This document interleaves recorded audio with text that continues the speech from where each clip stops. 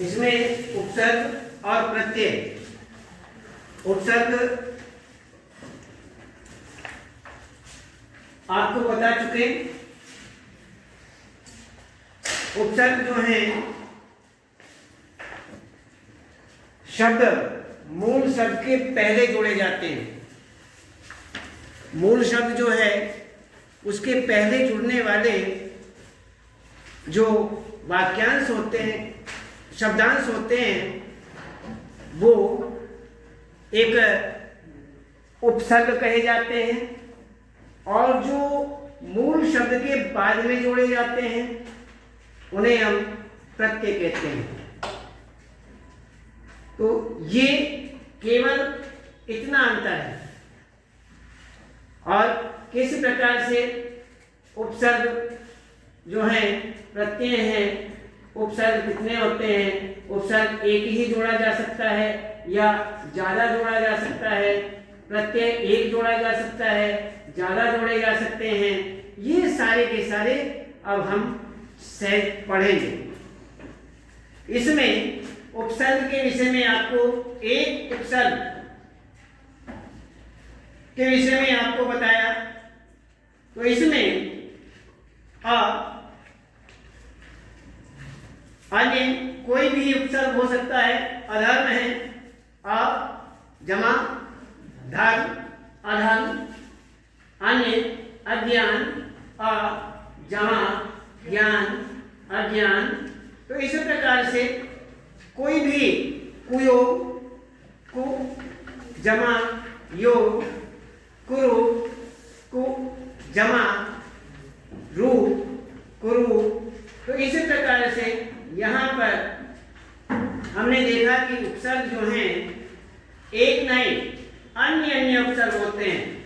तद्भव उपसर्ग, तत्सम उपसर्ग, आगत उपसर्ग, संस्कृत तद्भव उपसर्ग, आगत विदेशक जिसे कहते हैं वह उपसर्ग। और ऐसे ऐसे उपसर्ग हैं जैसे उर्दू, संस्कृत के उपसर्ग, हिंदी के उपसर्ग, उर्दू के उपसर्ग, अरबी के उपसर्ग, फारसी के उपसर्ग, ये सब अलग अलग उपसर्ग हैं। ये उर्दू, फारसी, अरबी आदि जो हैं ये अन्य देशों से आए हुए उपसर्ग हैं या अन्य अंग्रेजी के बहुत सारे शब्द हैं, उपसर्ग हैं, वो भी बाहर से ही आए हुए हैं। तो इस प्रकार से विदेशों से आए हुए विदेशक कहे जाते हैं, बाहर से आए हुए उसे आगत कहते हैं। आने वाले जो बाहर से आए हैं उन्हें हम आने वाले आगत या अन्य विदेशक आदि उपसर्ग कहते हैं। तो ये सारे के सारे उपसर्ग के अंतर्गत ही आते हैं। इसमें अब हम देखते हैं कि ये जो सारे के सारे उपसर्ग हैं इनके अंतर्गत आप अच्छी तरह से इसमें सभी उपसर्गों को अच्छी तरह से देख लेंगे जितने भी इसमें दिए हैं। और पाठों के अनुसार भी इसमें बहुत सारे उपसर्ग दिए हुए हैं, सभी पाठों के अंतर्गत हैं। और इसके बाद में कृतिका से भी लिए गए हैं। इस तरह से ये सारे के सारे उपसर्ग आप अच्छी तरह से देखेंगे। और उसके बाद अब हम देखते हैं प्रत्यय। प्रत्यय के अंतर्गत अब देखते हैं कि प्रत्यय जो हैं उपसर्गों की तरह प्रत्यय भी भाषा की लघुतम अर्थवान इकाई होती है। लघुतम जो सबसे छोटी इकाई होती है, लघु छोटी, लघुतम लघु से लघु, उससे लघु होती ही नहीं, उसे लघुतम। अर्थवान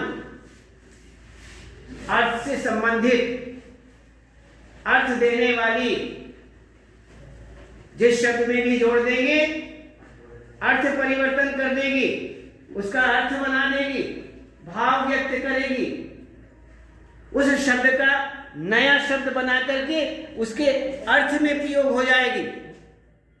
वह अर्थवान, लघुतम, अर्थवान मूल इकाई जो बिल्कुल छोटी उसे कहते हैं। तो इसी प्रकार से जो ये सारी की सारी इकाइयां हैं जो शब्द के अंत में लग करके, शब्द के अंत में लगा करके अर्थात लग करके नए नए शब्द बनाते हैं, नए नए शब्दों का निर्माण करते हैं, ये अर्थवान इकाइयां। और उपसर्गों की तरह इनका भी अपना अर्थ होता है।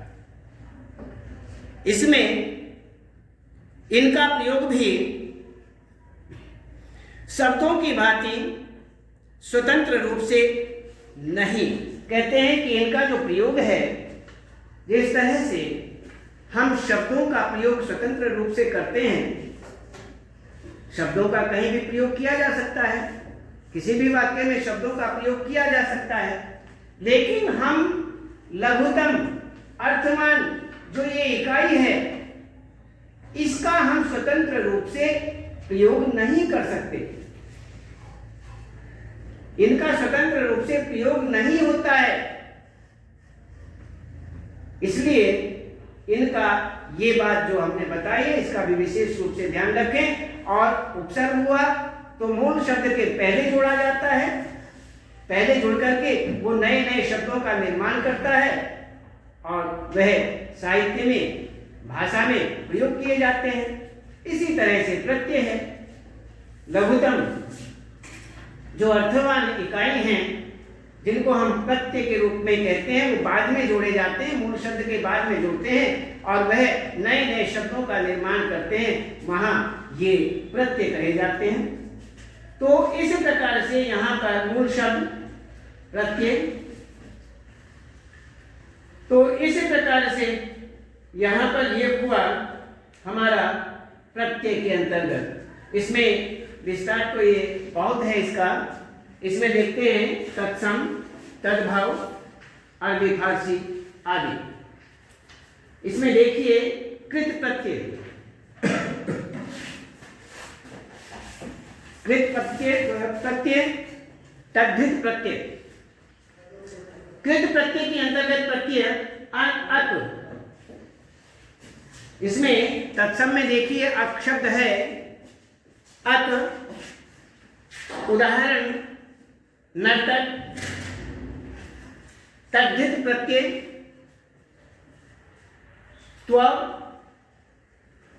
प्रत्यय हुआ, देवत्व, इसमें त्व का प्रयोग हुआ, देवत्व इसका रूप बना। और अन्य प्रत्यय हमारे पास में एक कृत प्रत्यय के आधार पर ना, ना, नए पर आ, ना, ना शब्द है, प्रत्यय है, उसका यदि हम उदाहरण देखें, उसको जोड़ने का प्रयास करें,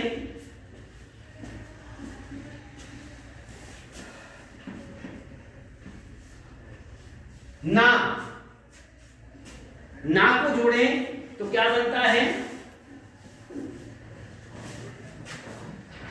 ना को यदि हम जोड़ते हैं तो उससे रूप बनता है ओढ़ना, आपकी किताब में ही है ओढ़ना। इसी तरह से ई, यदि हमारे सामने ई है, इससे कोई प्रत्यय रूप में ये प्रत्यय हुए और ये नए शब्द हुए। इसमें क्या बनता है, जैसे खेत, खेती, खेती बन गया, ये इसमें जोड़ दिया गया, खेती बन गया। इसी तरह से ये हुआ हमारा तद्भाव। ये तद्भाव के अंतर्गत आते हैं, वो जो हमने बताया अंक, नर्तक, अर्थव, देवत्व, वो तद्भाव आते हैं। इसमें तत्सम, वो तत्सम होते हैं, ये तद्भाव होते हैं। तद्भाव व तत्सम, तत्सम अर्थात जो संस्कृत के शुद्ध प्रत्यय, उपसर्ग आदि हैं,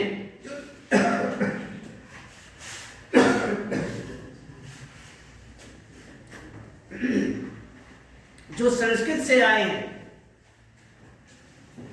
और बहुतेरे हिंदी के उपसर्ग और प्रत्यय हैं। तो इस तरह से तत्सम, तद्भाव और आगत इस तरह के प्रत्यय हैं। आगत के अंतर्गत अरबी फारसी दार, दार दार प्रत्यय है, उससे दार से दैनदार बन गया।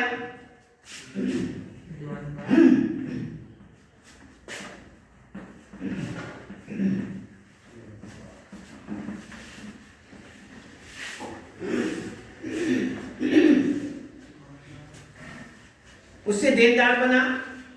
और इसी तरह से खोर, खोर है, खोर प्रत्यय हुआ और रिश्वत में जोड़ दिया जाए, मूल शब्द में जोड़ दिया जाए तो क्या हुआ? रिश्वतखोर, रिश्वतखोर बन जाता है। तो इसी प्रकार से यहां पर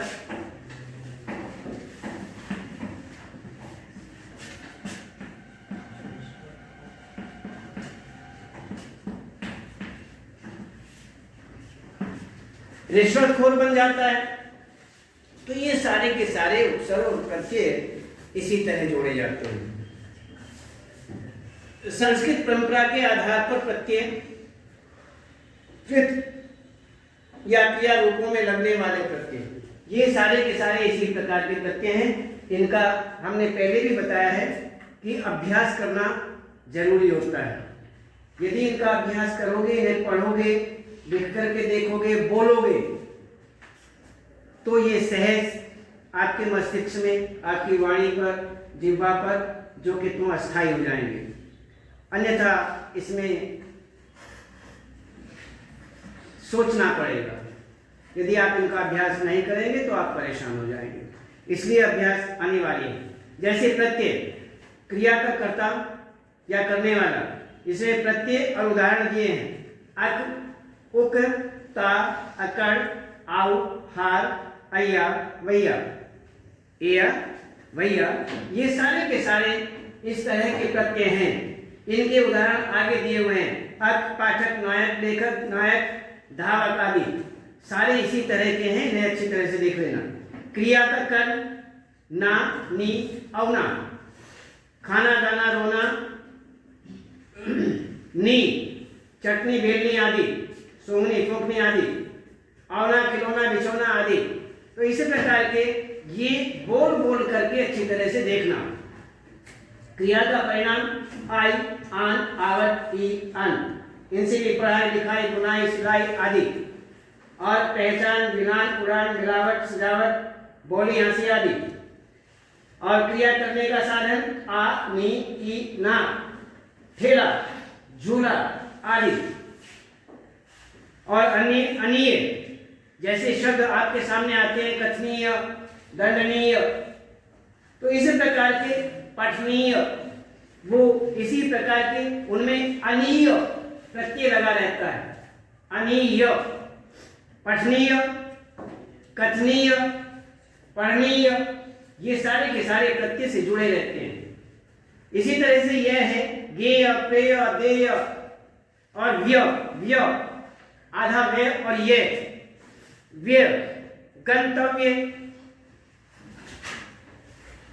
कर्तव्य, श्रव्य,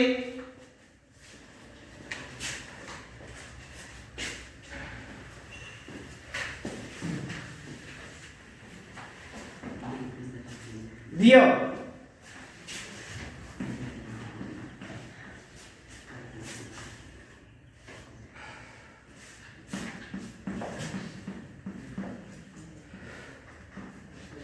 गंतव्य।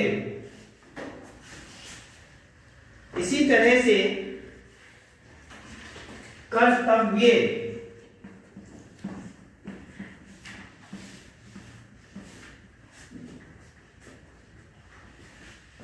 श्रव्य,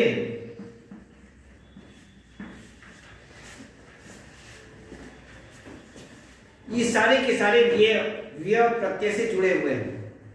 आगे देखिए इसमें तद्धित प्रत्यय या, आर, पन, डा, गर, दाल आदि, अन्य ता, आस विशेषण से, संज्ञा से विशेषण, क्रिया विशेषण से विशेषण, तो ये सारे के सारे भूखा, प्यासा, ठंडा, जहरीला, शर्मिला, बर्फीला, मिठास, खटास, सुंदरता, योग्यता, ये सारे के सारे आपके प्रत्यय हैं, इन्हें अच्छी तरह से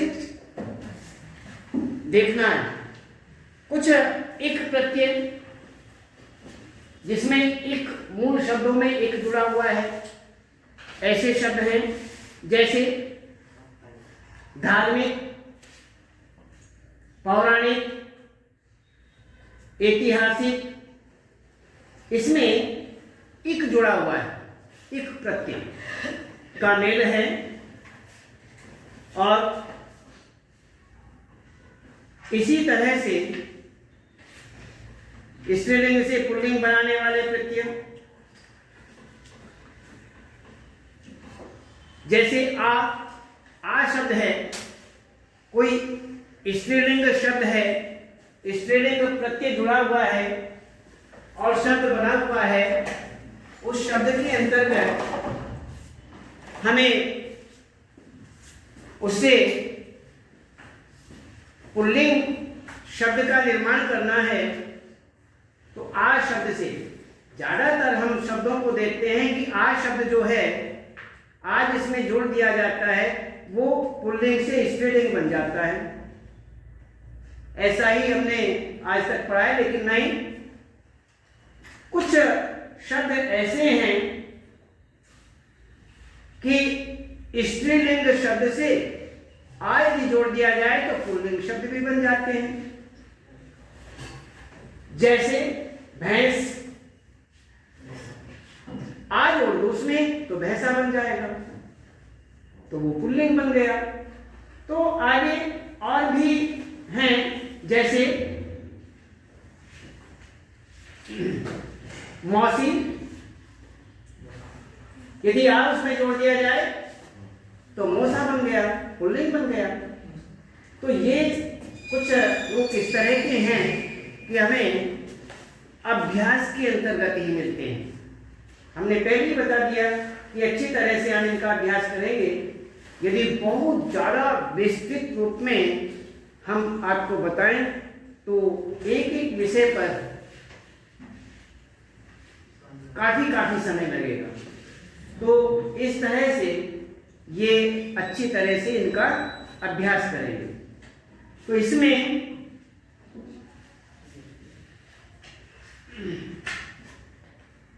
संज्ञा से विशेषण ई, जैसे बसंत, बसंती, लोभ, लोभी, अन्य भाववाचक संज्ञा, आवट, मिल, तो मिलावट, मिल शब्द है, आवट यहां पर प्रत्यय है, तो क्या बन गया?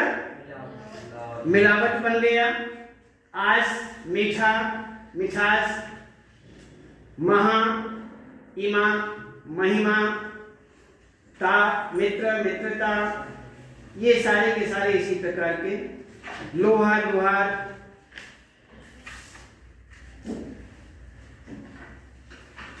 स्थान बोधक आदि। अब हम थोड़ा सा एक विषय देखते हैं कि इसमें कुछ शब्द इस तरह के होते हैं जिनमें उपसर्ग भी होता है, प्रत्यय भी होता है। कुछ शब्द ऐसे होते हैं कि उनमें प्रत्यय दो प्रत्यय होते हैं, कुछ शब्द ऐसे हैं दो उपसर्ग होते हैं।